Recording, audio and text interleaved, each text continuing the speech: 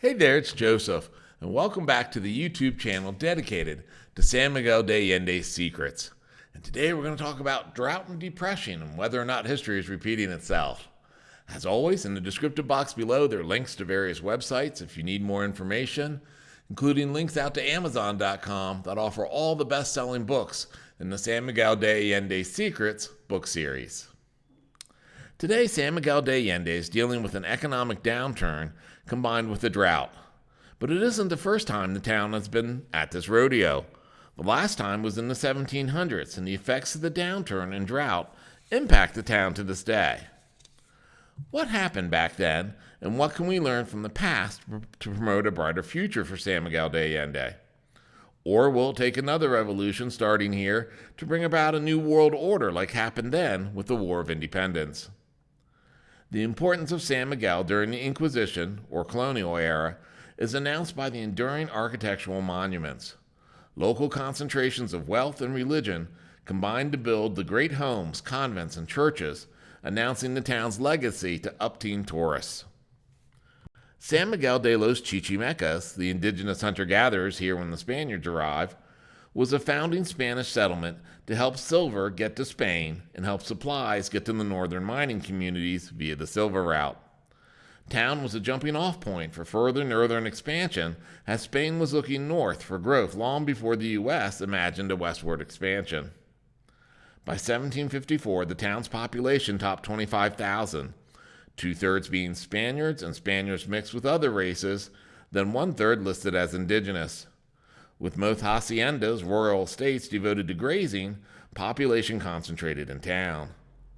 The population of San Miguel de los Chichimecas increased 5 times over since the 1630s, creating an industrial center larger than any city in British America in 1750, including New York, Boston, and Philadelphia. Textile production peaked in 1755, with 5 major factories each operating 75 looms, plus an uncounted number of household spinners, often female Otomi, indigenous farmers here when the Spanish arrived. The more silver that was mined to the north, the more bedding and cloth was needed there.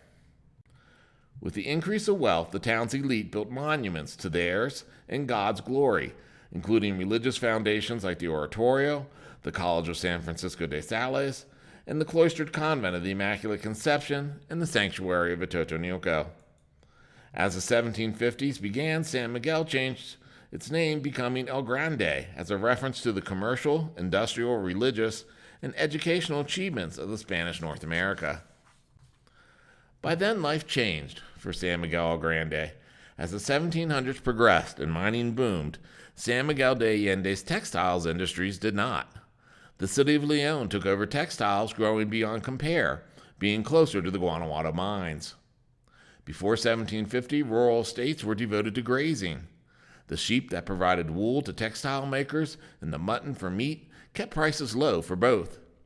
By 1770, livestock shifted north, increasing the wool and mutton prices as nearby haciendas switched to cultivating more profitable, carbo-loaded grains. By the late 1700s, there was talk of revolution. By 1810, possibility became reality after 2 years of drought created a deep crisis for scarce and expensive food mixed with a now moribund economy. An alliance of resistance was born, linking the frustrated members of the regional elite with the desperate farmers. Father Hidalgo and Ignacio Allende struggled to command a vast army of insurgents that were drawn from the hacienda communities across the countryside, starting a nationwide change. By the war's end, a decade later, mining had dwindled, as had the corresponding textile production, decimating what was left of San Miguel de Grande's economy. Gone also were the haciendas that now lay in ruins, replaced by more modest family farms. The post-war era depression left San Miguel de Allende stuck in a time warp of sorts, as no one had the money or power to change the look of town.